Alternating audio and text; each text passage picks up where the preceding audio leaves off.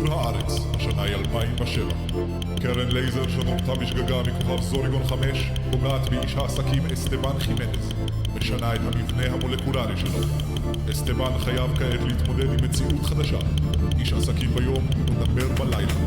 אויביו החדשים למדו לקרוא לו בשם נמר הכסף.